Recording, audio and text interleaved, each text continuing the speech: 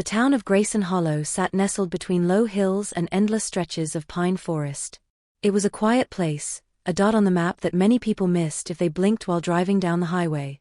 But for those who lived there, it was home, a community shaped by routine, small talk, and an unspoken reverence for the surrounding woods. The whisper began in late September, when the leaves had only just begun their slow transition to red and gold. At first, it was nothing more than idle talk at the corner diner, passed between sips of black coffee and mouthfuls of blueberry pancakes. "Swear I saw a dog carry in a lunchbox through Pine Street the other morning," said Harold Greaves, a retired postal worker known for his tall tales. "A dog with a lunchbox?" scoffed Mrs. Langley, who owned the hardware store. "Must have been a raccoon or a dream you had after one too many late-night drinks." But Harold was adamant. And as the days went by, more people claimed to have seen the same thing. A large dog, maybe a mutt or part German shepherd, with a battered metal lunchbox gripped gently in its jaws, trotting purposefully down the street before disappearing into the woods. The sightings came in clusters. One from a high school teacher walking her dog before sunrise. Another from the town's garbage collector, who nearly ran the animal over one foggy morning.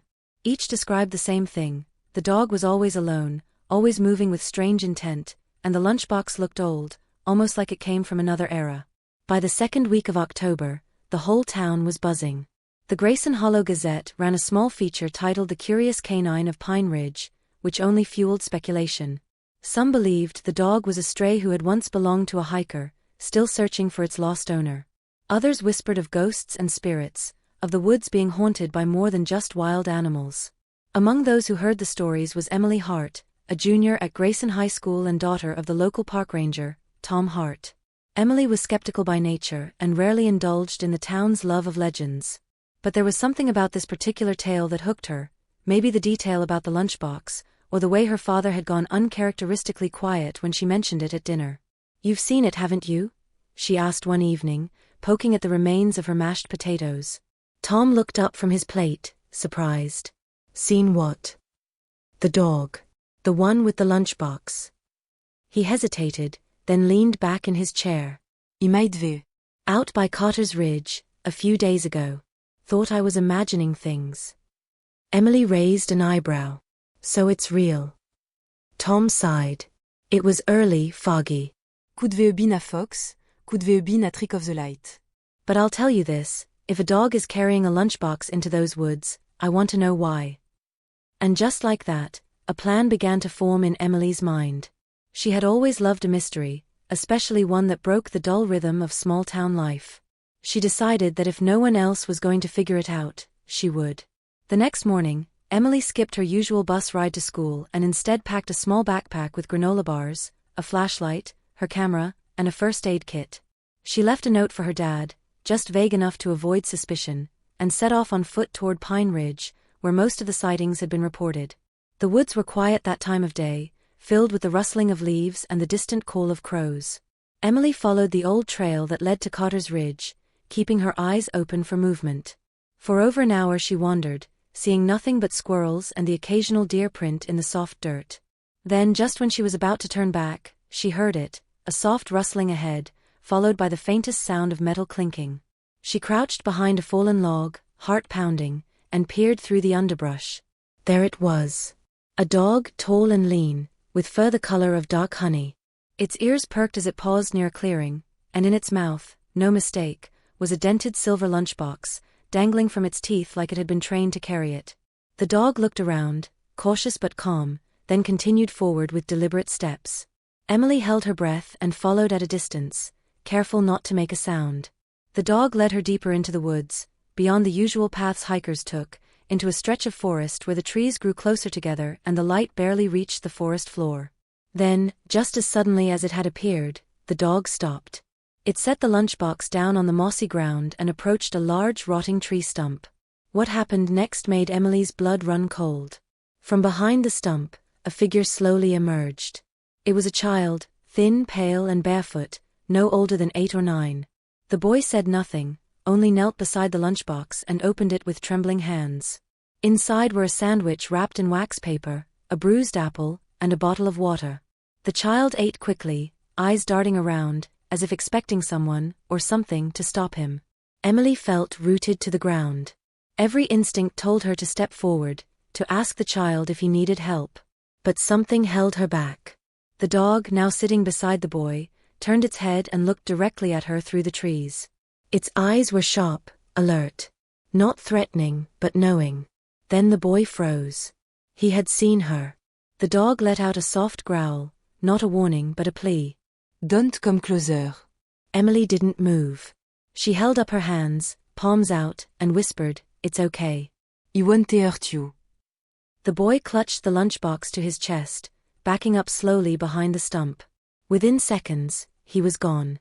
The dog followed, but before disappearing into the trees, it gave her one last look. And then silence. Emily remained there for a long time, unsure of what she had just witnessed. A child, hidden in the woods, being fed by a stray dog. Who was he? Why was he alone? And where had he come from? She knew one thing for certain: this was no ghost story. This was real. And she wasn't going to let it end there. Emily didn't sleep much that night. Every time she closed her eyes, the image returned, of the boy's pale face emerging from behind the tree stump, of his small hands clutching the dented lunchbox, of the dog standing guard like a silent sentinel. She'd seen something that wasn't supposed to exist. A child living alone in the woods, fed by a stray dog. It didn't make sense. And yet, every detail still burned vividly in her memory. She kept what she'd seen to herself. Not because she didn't want to share it, but because she knew how it would sound. If she told her dad, a park ranger, he'd call social services and the police. That boy would be taken away immediately, and the dog buddy she decided to call him would probably end up in a shelter, or worse. And what if the boy ran before help arrived? What if he disappeared for good? So Emily made a decision. She would go back. Alone. The next morning, she skipped her first 2 classes, pulled her hoodie over her head, and made her way back to the trail. This time, she brought a bag filled with food: peanut butter sandwiches, juice boxes, granola bars, and a few apples. Not knowing how long she'd be out there, she also brought a blanket and a small flashlight. When she reached the clearing, there was no sign of the boy or Buddy. The old stump stood silent, the moss around it undisturbed. Emily sat down a few feet away, careful not to step too close. She opened the bag and laid the food on a flat rock in clear view. Then she waited. 4 hours, nothing moved. The forest was quiet, save for the occasional chirp of a bird or rustle of wind in the branches. She began to wonder if they had moved on, if her presence the day before had scared them off. Disappoint crept-in. Just as she was about to leave, she heard the soft crack of twigs. Her body stiffened. Slowly, she turned her head. Buddy emerged from the underbrush, moving with the same quiet grace as before. He stopped several feet from the rock, his eyes locked onto Emily. Behind him, a shadow, small, fragile, hovered in the trees. The boy. Emily remained perfectly still. She didn't speak. She didn't smile. She just sat, letting the silence speak for her. Buddy approached the rock cautiously, sniffed the food, then looked back at the boy. The boy crept forward barefoot, wearing the same threadbare clothes as yesterday, a dirty hoodie, too large for his frame, and pants torn at the knees. He didn't make a sound as he sat across from Emily, knees pulled to his chest, eyes wary. Slowly, he reached for a sandwich, unwrapped it, and took a bite. Emily finally spoke, keeping her voice soft. My name is Emily. I go to school here in town. The boy didn't respond. I saw you yesterday. I didn't mean to scare you. Nothing. This is for you. I brought more if you want later. Still no repli. But he didn't run. That was something. She tried again. Is Buddy your dog? The boy looked at the dog, then nodded slightly. It was the first movement that acknowledged her words. Did you name him? A pause. Then, almost inaudibly, no. Emily smiled gently. I've been calling him Buddy. He seems like a good friend. The boy didn't smile, but his eyes flickered toward the dog, who had now settled beside him. Buddy rested his head on the boy's knee. Emily didn't press further. She stayed for another hour, answering the boy's silent questions with casual, one-sided conversation, about school, her dad, the book she was reading, the changing weather. She didn't ask where he came from. Not yet. She sensed the boy wasn't ready. Before leaving, she pushed the food bag toward him. Take this. I'll come back tomorrow, sometime. Okay. The boy said nothing. But he didn't stop her. Back home, Emily sat on her bed and wrote everything down in her journal. She didn't post anything online or text her friends. This wasn't a story to share. Not yet.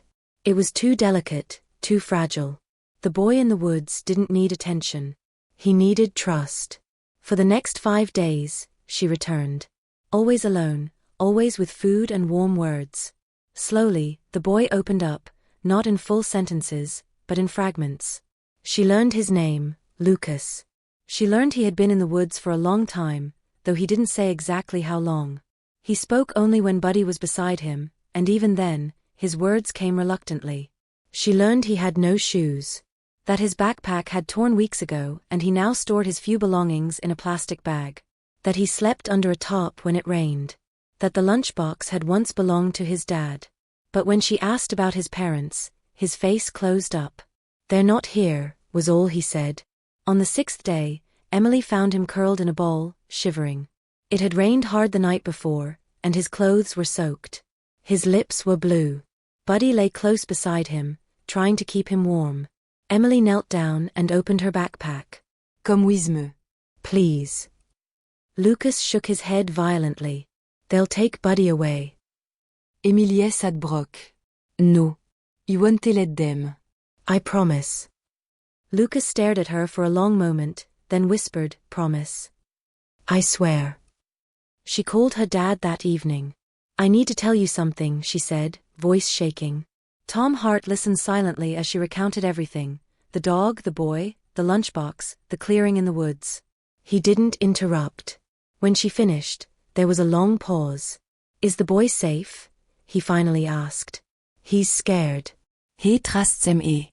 "But I don't know how long he can survive out there." Tom took a deep breath. "We'll do this carefully. No uniforms. No sirens. Just me and someone from Child Services I trust." Emily looked out the window. It had started to rain again. "We have to keep them together," she said. "Him and Buddy. He won't come without him." Tom didn't hesitate. "Then we keep them together." Emily barely slept that night. Her room felt colder, heavier somehow, as if sharing Lucas's story had cracked open something she couldn't put back. She kept thinking about his eyes, the way they had searched hers when he asked, "Promise." The weight of that word felt heavier than anything she had ever carried. Her father was true to his word. Early the next morning, Tom Hart met quietly with a social worker named Angela Monroe, a seasoned professional known for her sensitivity in trauma cases. Angela agreed to come dressed in civilian clothes and with no police escort. She understood how easily trust could shatter. They met at the edge of Carter's Ridge, near the unmarked trail Emily had been using. Emily insisted on going in first. She packed food again, 2 blankets this time, and a fresh hoodie for Lucas. The forest felt different today, not hostile, but watchful. Even the birds seemed to know something was about to change.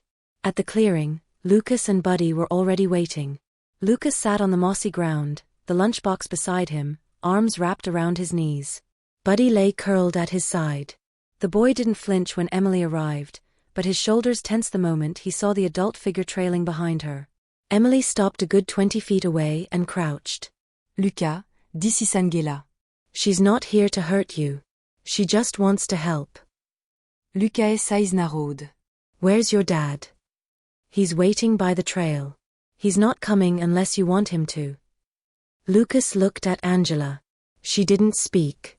She simply crouched too, hands empty and visible, her posture open. "I brought you a new hoodie," Emily said gently. "It's warm. It might rain again tonight." Lucas didn't move. Buddy stood slowly and walked toward Emily, tail low but wagging. Emily scratched behind his ears and placed the folded hoodie on the rock. Angela finally spoke, her voice low and calm. "Lucas, we're really glad Emily found you. It's not safe to live out here, especially when the weather gets colder. We just want to make sure you're okay." Lucas looked down. "I'm fine." "You've been very brave," she continued. "But brave kids still need warm beds and food. And Buddy needs somewhere safe too." Lucas flinched. "You'll take him?" No, Emily said quickly. They won't. He told you, remember? I promised. Angela nodded. We're not taking him. We know Buddy is part of your life. We want you both safe. Together. Lucas stared at the ground. For a moment, everything was still. Then he stood abruptly. No. I don't believe you. He grabbed the lunchbox and turned to run. Buddy barked, confused, and dashed after him. Lucas, ouais. Émilie Khaled. She started to follow, but Angela held her back. Let him go, Angela said. If we chase him, he'll disappear. Emily watched helplessly as Lucas vanished into the trees, Buddy at his side. Back at the house, Tom paced the living room while Emily sat on the edge of the couch, her hands clenched in her lap. He doesn't trust us, she said. I ruined it. No, Tom replied. You did what you had to do. You told the truth. That is never the wrong choice. Angela was on the phone in the kitchen, speaking quietly with the county child protection team. When she returned, her face was grim. If we don't bring him involuntarily, we'll have to file an official missing child report, she said. Which means law enforcement gets involved. Emily stood. But he'll run again. And what happens to Buddy? Angela hesitated. Animal control could see him as a threat if he resists or gets aggressive. Emily's eyes filled with panic. We can't let that happen. I agree, Angela said softly. But we're running out of options. If we wait too long, Lucas could get sick or hurt. Tom crossed his arms. There's another way. Angela raised an eyebrow. I'm listening. We let Emily go back. Alone. One more time. Angela looked skeptical. You think he'll come? I think she's the only one he trusts, Tom said. And we need to give him that choice. Angela considered, then nodded slowly. But she has to convince him to come willingly. And soon. The next morning, Emily returned to the woods with a heavier heart. She didn't bring food this time. Just herself. No camera. No backpack. No backup. She found the clearing empty. The rock was bare. The stump abandonned. She waited. An hour passed. 2. Then, from the shadows, Buddy appeared. His fur was matted, his eyes cautious. He approached Emily slowly, sniffed her hands, then turned back toward the trees. Emily followed. After a short hike, Buddy led her to a new hiding spot, an old hunting shed, long forgotten and nearly collapsed. Inside, Lucas sat curled in a corner, his hoodie soaked and his face pale. You lied, he said, not looking at her. No, Emily replied softly. I told the truth. I brought someone who could help. But we didn't chase you. We waited. Lucas didn't answer. Emily stepped closer. Lucas, you're sick. You can't stay out here. And Buddy needs food. Real food. A place to sleep. He hugged the lunchbox tighter. You promised, he whispered. I did. And I meant it. They won't take Buddy away. Lucas finally looked at her. His eyes were glassy, his lips cracked. What if they changed their minds? Emily crouched beside him. Then I'll fight them. I'll fight everyone if I have to.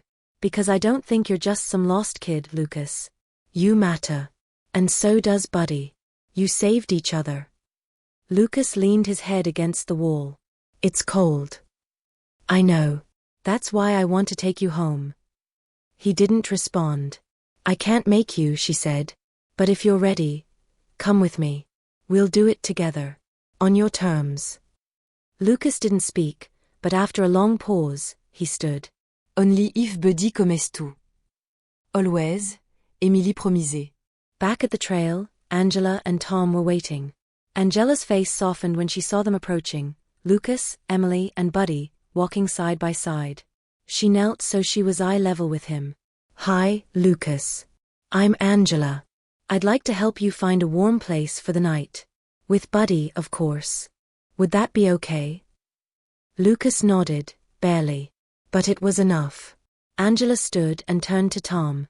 Let's get them to the clinic. Quietly. Emily watched them walk ahead, Buddy close to Lucas's side. She knew things would get harder from here, paperwork, questions, procedures. But for now, they had taken the first step. The wall had cracked. And through it, light was starting to shine. The pediatric clinic in downtown Grayson was quiet when they arrived. Angela had called ahead, and a trauma-informed nurse named Carlos greeted them at the side entrance, bypassing the waiting room entirely. Lucas clung to Buddy's fur the entire time. He didn't speak again, not even to Emily, but he walked without resistance. They settled him into a private room, dimly lit and free from anything that might feel sterile or threatening. Carlos brought warm soup and a change of clothes. Lucas refused both. Buddy lay on a blanket by the foot of the bed, unmoving, watching everyone like a soldier standing guard. Emily stayed just outside the room pacing. Angela had promised her that Lucas would be treated gently, and so far, they had kept that promise. But something in the air felt fragile, like one wrong move could shatter everything they'd built.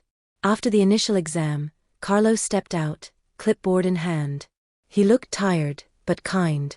"He's dehydrated," he said. "Undernourished.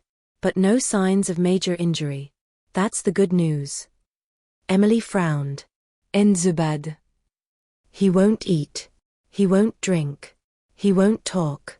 I've seen shutdowns before, but this is deep. He's protecting himself from something big." Angela joined them. "He's not going to respond until he feels control again. And we can't force him. Not after what he's been through." "Then we need Buddy," Emily said. "He trusts him more than anyone." Angela nodded. Buddy is staying. "I've already cleared it with the hospital administration. We'll register him as an emotional support animal, at least temporarily." Inside the room, Lucas sat on the edge of the bed, hunched, staring at the floor. Buddy rested his chin on the boy's foot, eyes closed but ears alert. Emily knocked softly, then stepped in. "Hey," she said gently. "I'm still here." Lucas didn't move. Emily knelt beside Buddy and rubbed behind his ears. "I brought you something," she said, pulling a sandwich from her backpack. "Your favorite, right?" "Peanut butter and jelly." She placed it on the table beside the bed and set a second sandwich on a plate for Buddy. The dog sniffed it, then turned away. Emily blinked. "He's not eating?" Lucas looked up, barely. "He knows." "Knows what?" Lucas's voice was so quiet she had to lean closer. "He thinks I'm leaving." Emily sat down slowly. "You're not." "And he's not either." "You're together." "I promised." Lucas looked at Buddy, his face pale.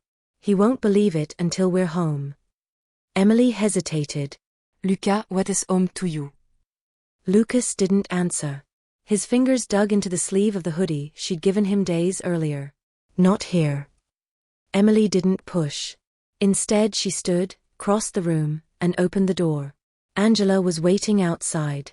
"We need to do more than just monitor him," Emily said. "We need to give him a reason to stay." Angela looked past her at the still figure on the bed. "He needs consistency. He needs to see that this place, these people, aren't going to disappear." "So what is next?" Emily asked. "We assign a temporary guardian. "Someone he knows." Sommeon et trust." Emily froze. "Me?" Angela nodded. "Only if you want to." Emily looked back at Lucas. He was still there. Still silent. Still holding onto the lunchbox like a life raft. "I do," she said. Later that evening, Emily sat in the clinic lounge, watching the rain patter softly against the windows. Her father joined her, 2 cups of coffee in hand. "You did good," he said, offering her one. "I'm terrified," she admitted. Tom smiled faintly. "That means you care. It also means you're not going to give up." They sat in silence for a few minutes, the weight of the day settling over them like a heavy coat. "He thinks this isn't home," Emily said finally. "Not until Buddy eats." Tom raised an eyebrow. "Well then, we better make him believe." The next morning, Emily arrived early. Lucas was curled beneath the blankets, still in yesterday's clothes. Buddy was at his side, unmoved. A bowl of food sat untouched by the wall. Emily crouched beside them. She reached into her bag and pulled out something different this time, a worn, stuffed raccoon toy. "This belonged to my little brother," she said softly. He was scared a lot when he was small. Of the dark, of school, of thunderstorms. But this guy helped. She placed the toy between Lucas and Buddy. I thought maybe you and Buddy could take care of him now. Lucas' fingers twitched. Then slowly, he reached out and pulled the toy into the blanket. Buddy lifted his head. Emily placed a fresh plate of food beside him. Only if you're ready, she said. Buddy looked at Lucas. Lucas looked at Buddy. Then silently, the boy nodded once. Buddy stood, walked to the plate, and began to eat. Emily exhaled, tears stinging her eyes. Lucas whispered, he believes you. She reached out, resting a hand gently on the edge of his blanket. Do you? Lucas didn't answer. But he didn't pull away. That night, Lucas ate a small bowl of soup. The next morning, he asked for toast. 3 days later, he asked Emily to stay while he fell asleep. On the 5th day, he told her he liked drawing. By the end of the week, Angela filed the paperwork. Emily Hart, temporary guardian of Lucas Mason, age 9. News of the forest boy began to leak into the press. The local paper printed a story, Dog leads teen to lost child living in woods. Then the regional news picked it up.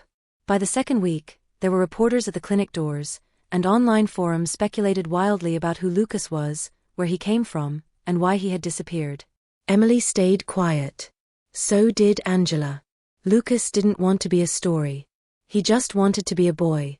Emily made sure he had that. Until one day, a letter arrived from the county archives. A match had been made. A missing child report, filed 2 years ago in another state. Lucas Mason had a mother. And she was looking for him. Emily read the letter twice, then a third time, each word heavier than the last. It was brief, clinical in tone, written by a records officer from the Oregon Department of Human Services. The language was formal, but the meaning was unmistakable. A DNA match had been confirmed. Lucas Mason, age 9, had been listed as a missing person from San Bernardino County, California, nearly 2 years ago. His mother, Rachel Mason, had filed the report after a custody dispute turned into something darker. The file had languished in the system, overlooked until recent media attention triggered a cross-state database search. The final line of the letter made Emily's heart sink. The biological mother has been notified and has expressed a desire to reclaim custody of the child. She sat in silence on the porch steps of her house, the letter crumpled slightly in her hand. Buddy lay beside her, head on his paws, his eyes flicking up every now and then as if sensing the shift in the air. Inside, Lucas was sketching with colored pencils Angela had given him, focused content, unaware that the world might once again be rearranging beneath his feet. Tom stepped outside, coffee in hand. Got your letter? Emily nodded. She's coming, isn't she? They said she'll be here in 3 days, Emily whispered. She wants to see him. Tom sat beside her. What are you going to do? I don't know, she said. I don't even know if it's right to tell him yet. You'll have to, he said gently. Sooner or later. Emily stared into the horizon, the sky a soft breeze of grey and lavender. He's just starting to feel safe. Tom said nothing for a while. Then, sometimes, safety isn't about place. It's about people. The news didn't wait for Lucas to be ready. Somehow, word leaked to the press.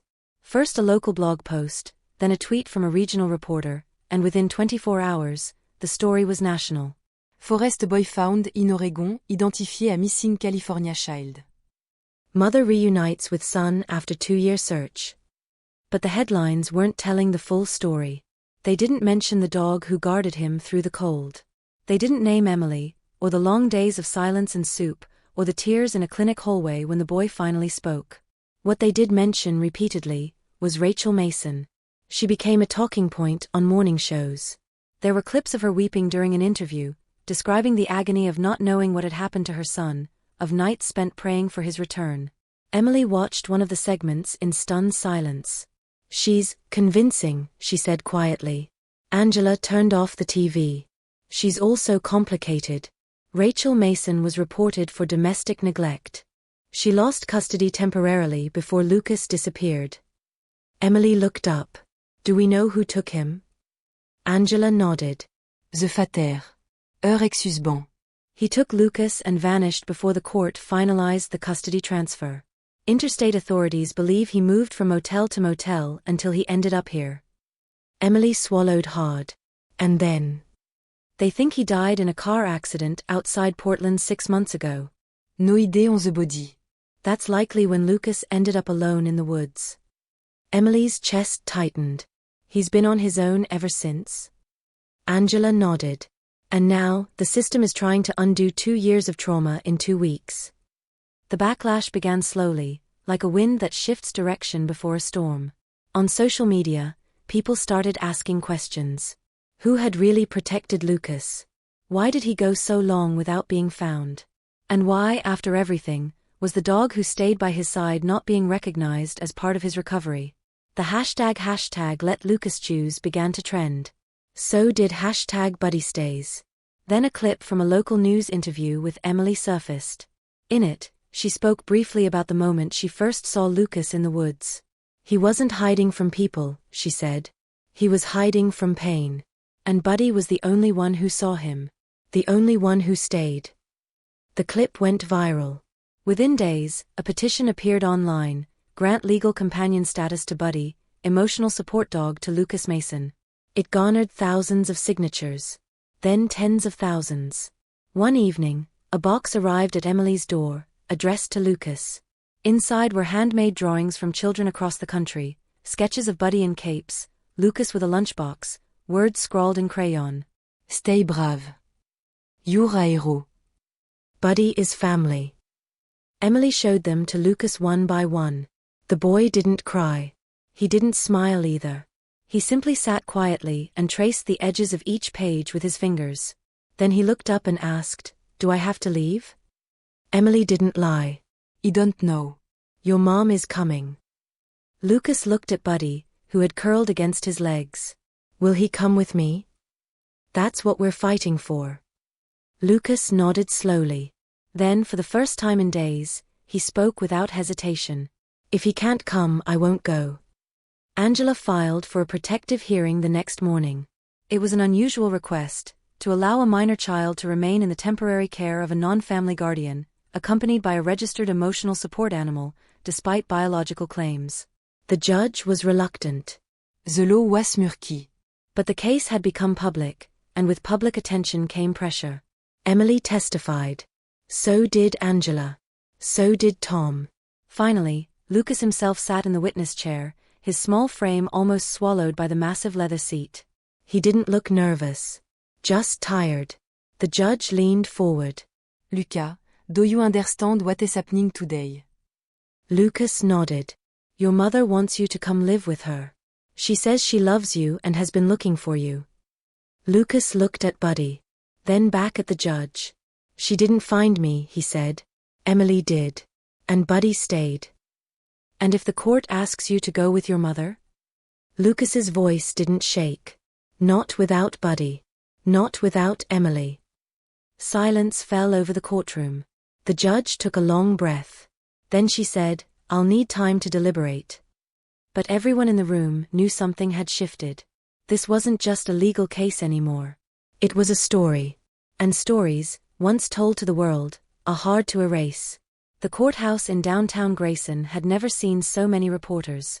Cameras lined the sidewalk, their lenses aimed at the front doors where each arrival triggered a flurry of flashes. Inside, the mood was less chaotic but no less tense. Lawyers whispered behind briefcases, social workers typed on laptops, and local officials checked their watches as if waiting for the whole thing to be over. But for Emily, the day was just beginning. She sat in the hallway outside the family courtroom, dressed simply in a navy blue blouse and jeans, her hands folded in her lap. She hadn't brought makeup. She hadn't slept well. On the floor beside her, Buddy lay curled at her feet, leash wrapped loosely around her wrist. Lucas sat between them, leaning slightly against her arm, eyes distant. Angela arrived last, walking briskly, a thick folder under one arm. She nodded to Emily, then knelt in front of Lucas. You ready, kiddo? Lucas looked up. Do I have to talk again? Not today, she said. But we might have to answer questions later. Lucas didn't look scared. Not anymore. He just looked tired, like a boy who had carried too much for too long. The doors opened. A bailiff called their names. Emily stood, gathered the leash, and they walked in. The courtroom was warm, lined with dark wood and high windows that let in filtered morning light. Judge Ruth Halberd presided, a woman in her 60s with sharp eyes and a quiet demeanor. She had seen custody cases before. She had ruled on complicated ones. But even she knew this was different. On one side of the room sat Rachel Mason, Lucas's biological mother. She wore a conservative gray blazer and held a tissue in one hand, though her eyes were dry. Her attorney, a sharp-looking man named Derek Vale, sat beside her. On the other side sat Emily, Luca, Buddy, and Angela. Their team had no matching suits, no polished narrative. Just documents, lived experience, and a growing crowd of people outside the courtroom watching every move. Judge Halberd began. We are here today to determine the custodial placement of minor child Lucas Mason. While DNA confirmation has established biological maternity, the child's physical and emotional well-being must guide this court's final decision. She looked over her glasses at each party. We will hear arguments from both sides. Derek Vale stood first. He spoke with clarity and confidence, citing precedent, the sanctity of maternal rights, and the trauma Rachel had endured during the 2-year search for her son. She has done everything within her power to locate Lucas, he said. She reported his disappearance immediately. She cooperated with authorities. She suffered in silence while believing he might be lost forever. Now that he's been found, she wants to resume her rightful role as mother. Rachel dabbed her eyes for effect. When it was Angela's turn, she rose slowly. Yes, Ms. Mason filed a report. And yes, she was unaware of his whereabouts. But the court must examine not only biology, but the child's lived reality.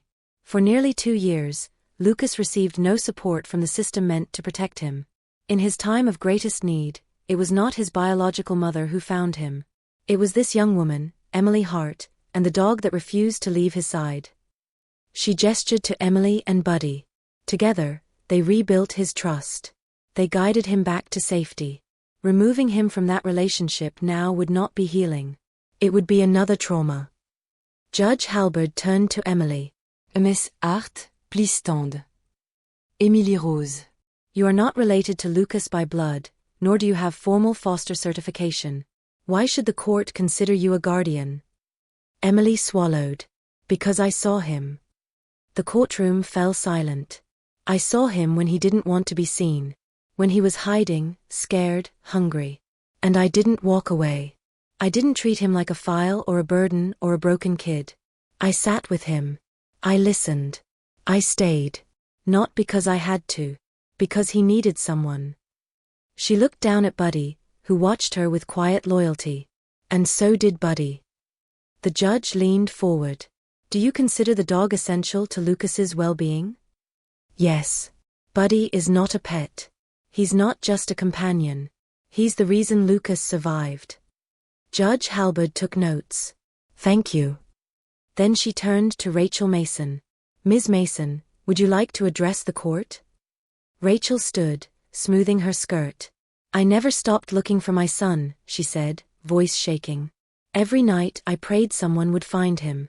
I never imagined he was alone in the woods, fending for himself. I want to make that right. She looked directly at Lucas. You want to be your mother again. Lucas's fingers tightened around the edge of his chair. Emily felt it and leaned slightly closer. The judge noticed. Lucas, she said gently, would you like to say anything? Hésita-t-elle. Then he stood. I don't remember a lot about before, he said. I remember being scared. I remember running. I remember being cold. His voice wavered. But then I had Buddy. And then I met Emily. And I wasn't alone anymore. He looked at Rachel. You're my mom. I know that. But I don't know you. Not like I know them. He turned to the judge. I don't want to go with her. Not yet. The room was still. Judge Halberd nodded. Thank you, Lucas. That was very brave. She called a recess. Outside the courtroom, the press swarmed. Questions flew in every direction. Emily, do you think you'll win custody? Lucas, How does it feel to testify? Is Buddy really that important to the case? Emily held up a hand. We're not answering questions. But Angela stepped forward. This is not about headlines. This is about a child's right to choose stability, to choose healing. That afternoon, the judge returned with her ruling. In light of testimony and the best interest of the child, temporary guardianship shall remain with Emily Hart. Ms. Mason may petition for supervised visitation. A formal custody review will be scheduled in 6 months. She paused. And regarding the emotional support animal known as Buddy, the court recognizes his critical role in the child's recovery. He shall remain with Lucas. Abris, collective and silent, swept the room. Lucas smiled for the first time that day. Emily closed her eyes, just for a moment, and let the relief settle in. The system hadn't won. But maybe, just this once, it had listened. The leaves in Grayson had begun to fall. Autumn pressed in with cool mornings and golden light. The world seemed quieter after the court ruling, as if even the town itself had paused to catch its breath. Emily noticed the change in Lucas immediately. He still flinched at sudden noises and preferred the corner seat in every room, but something had lifted. The way he walked, the way he breathed, there was no longer the constant coil of tension beneath his skin. He spent more time drawing. He and Buddy went for walks around the neighborhood without Emily needing to coax him out the door. He even asked once, shyly, if she'd help him build a bird feeder in the backyard. Angela still visited twice a week. She brought books, puzzles, and a gentle patience that seemed to relax Lucas. On her last visit, she brought news. Your mom has been approved for supervised visits, she said softly, sitting beside Lucas at the kitchen table. Lucas didn't look up from his sketch pad. He was drawing a tree, one with crooked branches and a swing hanging from the lowest limb. Buddy sat under the table, pressed against Lucas's foot. It doesn't have to be today, Angela said. Or even this week. But the offer is there. Lucas didn't speak. He didn't shake his head either. He just kept drawing. Angela looked to Emily, who nodded. They would go slow. No pressure. That night, Lucas asked Emily a question. Did you like your mom? Emily blinked. It was the first time he'd asked her something personal. I did, she said. Sometimes. Other times I didn't understand her. But I think she loved me.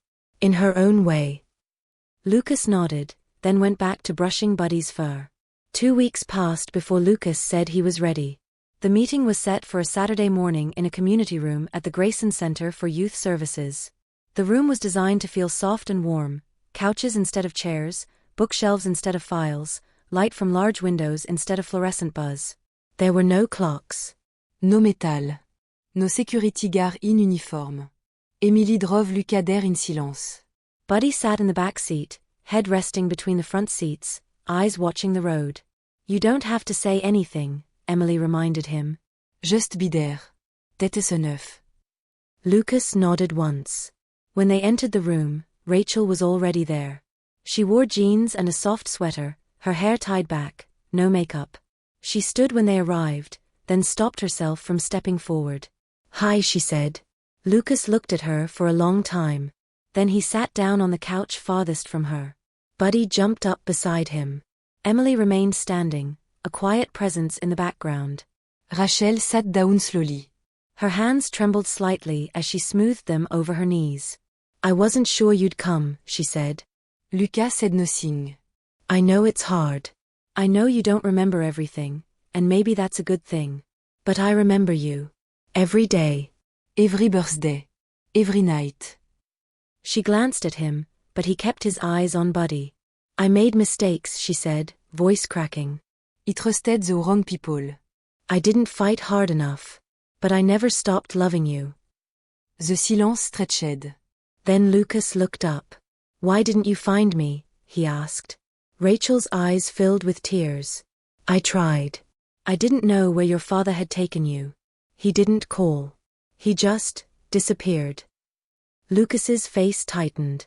He told me you left. Rachel shook her head. I didn't. I swear to you, I didn't. Lucas studied her for a long time. Then he asked another question. Why didn't you come to the woods? Rachel looked confused. What woods? Where I was. 4 months. With Buddy. Why didn't you come? I didn't know you were there, she whispered. I didn't know where you were at all. Lucas looked down at Buddy. But he found me. Rachel nodded slowly. He did. And he kept you safe. I'll never be able to thank him for that. There was a long pause. Then Lucas said something no one expected. You can pet him. If you want. Rachel's briscogt. Are you sure? Lucas nodded. She reached forward slowly, her hand shaking. Buddy, ever discerning, watched her carefully. Then he allowed her fingers to touch the fur at his neck. Lucas watched her. You don't have to be my mom right now, he said. But maybe, later. Rachel blinked rapidly and nodded. That's okay. We can take our time. Emily felt a weight shift in the room. Not lifted entirely, but moving. After the visit, Lucas was quiet in the car. Not withdrawn, thoughtful. Buddy had curled up and fallen asleep immediately. She's different than I remember, Lucas said eventually. That's okay, Emily replied. You're different too. Lucas nodded. She didn't cry like on the news. Emily smiled faintly. It's easier to cry for cameras than for real people. Lucas looked out the window. Do you think she'll change? I think everyone has the chance to. Another pause. Then. I still want to stay here. Emily gripped the steering wheel tighter, but kept her voice even. Okay. And I still want Buddy. Of course. And I want her to come back. But not too much. Emily nodded. We'll take it slow. You get to decide. Lucas looked over at her, his face clear. Thank you. She didn't answer. She didn't need to. In the following weeks, the visits continued. Some were short. Others longer. Sometimes they colored together, other times they just sat quietly in the same room. Lucas still came home with Emily. Still slept in the same room. Still left his drawings taped to the fridge. But now he had 2 places to stand instead of one. Angela called it a bridged recovery. Not tearing the past away, not replacing it, but building a path from one life to another. Buddy remained at his side through it all. At school, Lucas began to speak more. He wrote a poem for English class about a dog and a tree and a girl who knew how to wait. The principal pinned it to the school bulletin board. And in the corner, he signed it. Lucas Masson. Thanksgiving came early that year in Grayson, carried in on a crisp breeze and the scent of wood smoke curling from chimneys. Emily had never paid much attention to holidays before. Her family was small, and after her mother passed, she'd spent most holidays alone or with her father. But this year felt different. Lucas had asked casually what Thanksgiving was supposed to feel like. Emily had paused before answering. Warm, she said. Loud, sometimes. A little messy. He'd considered that, then nodded as if he were preparing for an unfamiliar exam. Okay. Now, the kitchen buzzed with quiet life. Emily chopped vegetables while Lucas sat at the table, arranging forks and napkins like a surgeon preparing tools.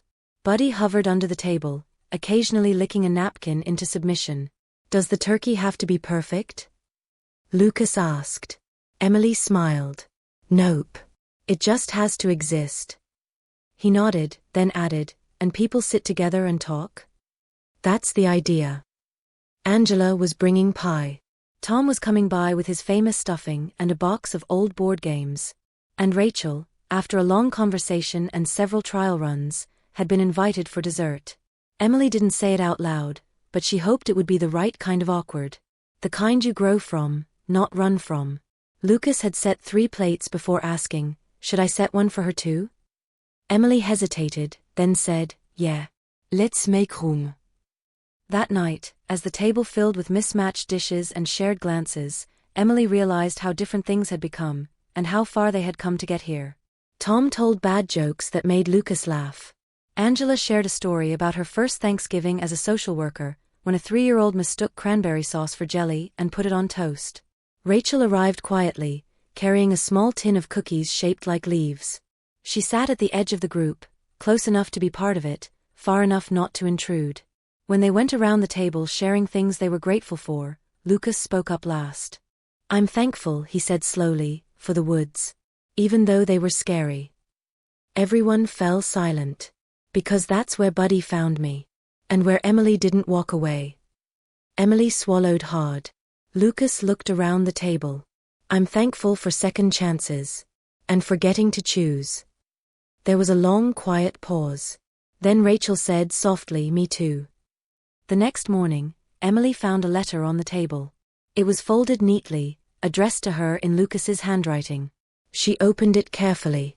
Dear Emily, I've been thinking a lot about what family means. People at school ask who you are to me. I never know what to say. You're not my mom, but you take care of me. You don't tell me what to do all the time, but you listen. You make pancakes better than anyone I know. You know when I'm scared even if I don't say anything. And you never leave. So I thought maybe family means someone who stays. Buddy stays. You stay.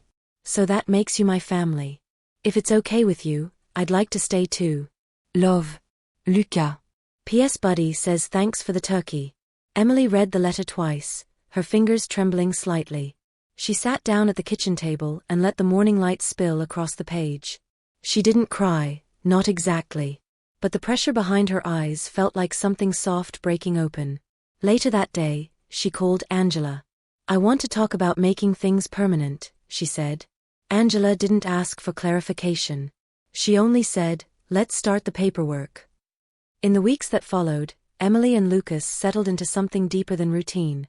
They built new patterns, not because they had to, but because they chose to. Saturday morning pancakes. Wednesday night books. Walks after dinner, Buddy always a few steps ahead, ears twitching like a radar tuned to every mood. Rachel continued to visit once a week, usually on Sundays. Sometimes she brought a board game, other times just herself. She didn't push. She didn't make promises. She was rebuilding, slowly, a different kind of bridge. One Sunday, after Lucas beat them all at Scrabble, Rachel asked if they could talk alone for a few minutes. Emily stepped onto the porch with Buddy, heart pounding. When she came back inside, Lucas stood with his hands in his pockets. She said she's okay with it, he said. Emily blinked. With what? With you being my guardian. Officially. She said she's not going anywhere, but she doesn't want to get in the way. Emily felt something shift inside her, relief, grief, gratitude all at once. She said she wants me to have what I need, Lucas added. And she thinks that's you and Buddy. Emily knelt down beside him. Lucas, that's a really big thing. Are you okay with it? He nodded. Yeah. I already picked you. By January, the paperwork was nearly complete.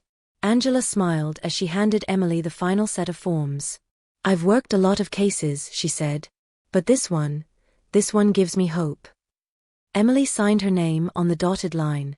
So did Lucas. So did Rachel. Buddy offered no signature, but curled up under the table and sighed as if his work were finally mostly done. The story faded from headlines, replaced by newer crises and fresher outrage. The world moved on. But in Grayson, life continued in its quiet, sturdy rhythm. Lucas got taller. Buddy got lazier. Emily got better at cooking things that didn't come from a box. And one day, in early spring, Lucas asked if he could invite his friends over. They built a fort in the backyard, draped with sheets and full of snacks. Emily brought out lemonade. Buddy patrolled the perimeter with the seriousness of a general. And when one of the other kids asked Lucas, "Is that your dog?" Lucas didn't hesitate. "He's my brother." The others laughed. Lucas didn't. Emily watched from the porch, heart full. Maybe family wasn't a structure. Maybe it was a decision. Acquiet, steady yes. Every single day. Spring rolled into Grayson slowly, the kind of soft season that didn't announce itself with flowers or parades, but with the quiet warming of soil and the smell of damp bark. Lucas started leaving the windows open again. He'd kick off his shoes the second he got home from school and drop his backpack with the rhythm of a kid who finally understood the word home. Emily noticed the changes in him every day. He slept through the night now. He didn't flinch when someone said his name too loud in public. He laughed more, not forced or cautious, but freely, from somewhere deep.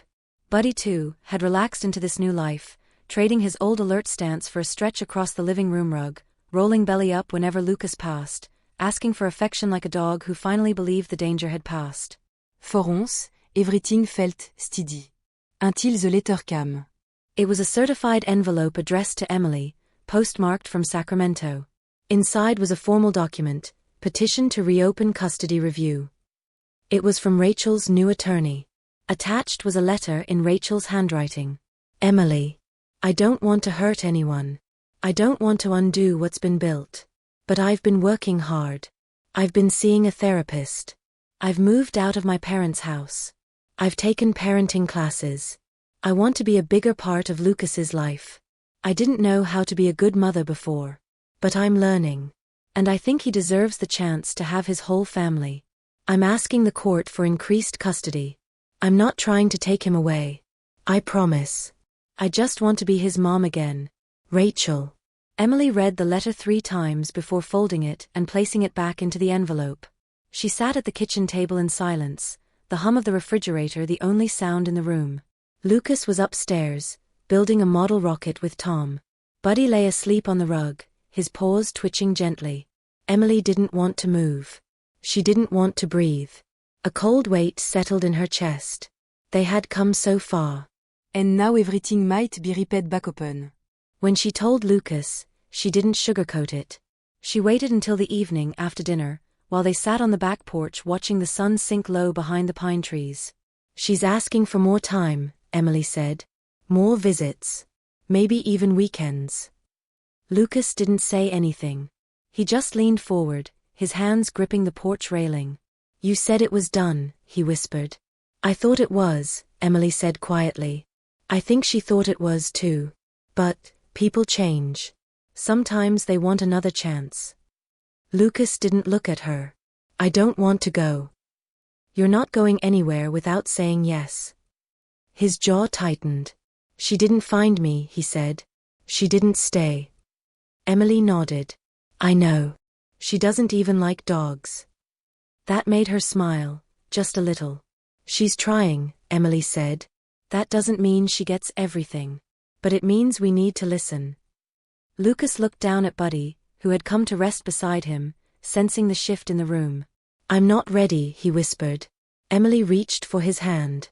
Then we'll tell them that. Together. The court date was set for a Friday in late April. The same judge, same courthouse.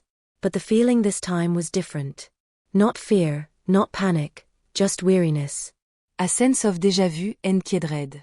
Angela sat with them in the waiting room. She looked over the file, then at Emily. This could go either way, she said. You know that, right? Emily nodded. We're not trying to win. We're trying to protect what's real. Angela looked at Lucas. You ready? He nodded, but Emily could see the old fear under the surface. She squeezed his hand gently. Inside the courtroom, Rachel looked different. Softer. Less desperate. She wore a light blue dress and no makeup. She stood when called and spoke with steady confidence. I've made progress, she told the judge. I've been working on myself. I'm not the same woman I was 2 years ago. I don't want to erase what Emily and Lucas have. I want to be part of it. Then she turned to Lucas. I'm sorry I wasn't there when you needed me. I'll be sorry for the rest of my life. But I'm still your mother. And I'd like the chance to show you what that can mean. The judge looked to Lucas. Would you like to respond? Lucas stood slowly. His voice was clear. I believe she's trying. But I'm not ready for more time. I like where I live. I like school. I like Emily. I like Buddy.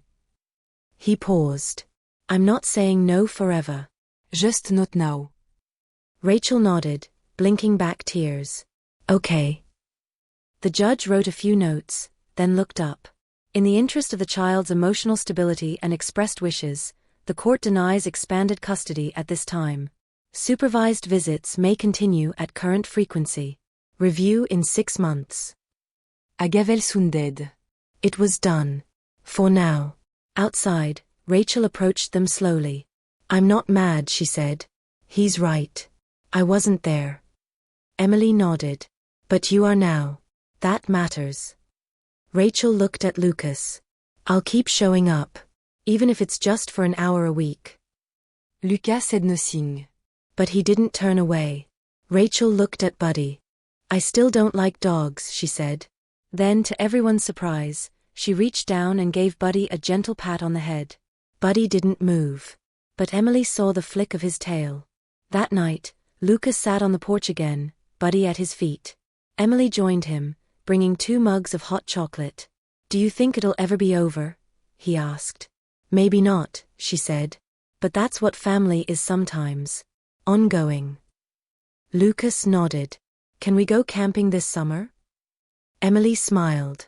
Anywhere you want. He leaned against her shoulder. I think I'd like to go back to the woods. Just to say thank you. Emily nodded. Me too. They sat in silence for a while, watching the stars come out. And in the distance, the trees rustled softly, no longer a hiding place but a memory. A beginning. Summer came back to Grayson as if nothing had ever changed. The pine trees stood just as tall, the gravel roads curved the same way through the hills, and the river moved with that lazy rhythm only small towns understand. But everything had changed, for Lucas, for Emily, and for Buddy. It had been nearly a year since the day Emily first followed a stray dog into the woods and found a boy clutching a silver lunchbox. A year since silence and fear gave way to small steps and soft words. A year of learning how to belong. Now Lucas stood at the edge of Cotter's Ridge, where it had all begun. The trail looked narrower than he remembered. Less like a place to disappear and more like a path he had already walked through and left behind. He wore hiking boots this time, laced tightly. A wide-brimmed hat sat crooked on his head. Buddy trotted beside him, tail up, alert but relaxed. Emily walked behind them, her pack full of snacks, water, and a tent they probably didn't need. Still sure about this? She asked. Lucas nodded. I just want to see it again. Before I forget. So they hiked. The woods opened up as they moved deeper, the trees whispering in the wind like old friends exchanging secrets. Lucas paused now and then, pointing at trees he remembered hiding behind, rocks he once used as shelter. He spoke in a low voice, not sad, just reverent. This is where I saw the deer, he said. Emily nodded. And this, he said, gesturing to a half-rotted stump, was the first place I ate the sandwich you gave me. Buddy sniffed the stump, then sat down beside it as if remembering too. They stopped for lunch near a bend in the trail, sitting cross-legged on a blanket. Lucas, un rapide à peanut butter and jelly sandwich. Emily handed him an apple. I didn't know if I'd ever see this place again, he said. You don't have to come back here, Emily said gently. Notifiturte. Lucas took a bite, then shook his head. It doesn't hurt. Not anymore. After they ate, he reached into his pack and pulled out something wrapped in cloth. Carefully, he unwrapped it to reveal the silver lunchbox. It was dented now, tarnished around the edges. But it still held its shape. Still opened with that familiar metal click. I want to leave it here, he said. Emily looked at him. Are you sure? Lucas nodded. It belongs here.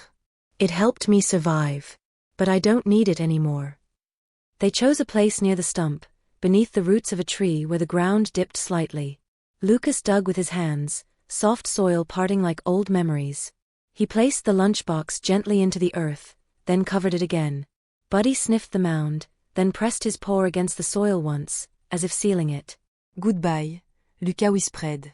That night, they camped at the edge of the forest. Not deep inside, just far enough to see the stars without the town lights washing them out. The tent glowed softly from the inside, lit by a single lantern. Emily sat cross-legged with her notebook. Lucas lay on his stomach, sketching. Buddy snored quietly, curled between them. What are you drawing? Emily asked. Lucas held up the sketchpad. It showed a forest, but not a dark or scary one. This forest was full of light. In the center stood a boy, not lost, but found, one hand on a dog, the other reaching for the sun. Emily smiled. That is beautiful. Lucas shrugged. It's just true. They lay down to sleep, the air filled with the soft sounds of night creatures and rustling leaves. Before dozing off, Lucas whispered, "Thank you." Emily turned to him. For what? For not giving up. The summer unfolded slowly. Lucas went to day camp for the first time. He learned to swim without holding onto the edge of the pool. He made 2 new friends and taught them how to build a tree fort, complete with a password and secret snack stash. Rachel visited regularly, sometimes staying for dinner, sometimes just a walk in the park. She and Emily no longer spoke in careful, formal tones. They were not friends exactly, but there was respect now. And something close to peace. Angela returned one day with the final paperwork. "It's official," she said. Lucas est sûr, Émilie. "Legal and permanent." Emily signed the papers without hesitation. Lucas added his name in neat handwriting. When asked if he wanted to change his last name, he said no. "Mason means something," he said. Itre main me icam trop something garde. Angela smiled. "Then Mason it is." Buddy barked once, as if approving the whole ceremony. In September, Lucas started 5th grade. He wore a green hoodie and carried a backpack decorated with patches. On the first day of school, Emily walked him to the gate. "You got this," she said. He grinned. "I know." Then he paused. "Can you stay for a minute? Just until I go in?" "Of course." She waited until he disappeared through the doors. Later that day, she found a folded note in her coat pocket. In Lucas's handwriting. "You don't have to be nearby for me to feel safe anymore. But I like when you are." Time passed. Buddy grew slower, slept more often. Lucas grew taller, outgrew his shoes, learned how to make grilled cheese without burning the bread. Emily wrote again, short stories, mostly. Some were about boys and dogs and woods, but some were about other things too. Hope, home, choice. And one weekend, as they walked through Grayson's small Saturday market, a little girl pointed at Buddy and asked, "Is that your dog?" Lucas smiled. "He's my brother." The girl giggled. Lucas didn't. He just looked down at Buddy, who looked up at him like always, like he'd always been there. Because he had. Because he still was. Because sometimes family is not who finds you first, but who stays the longest.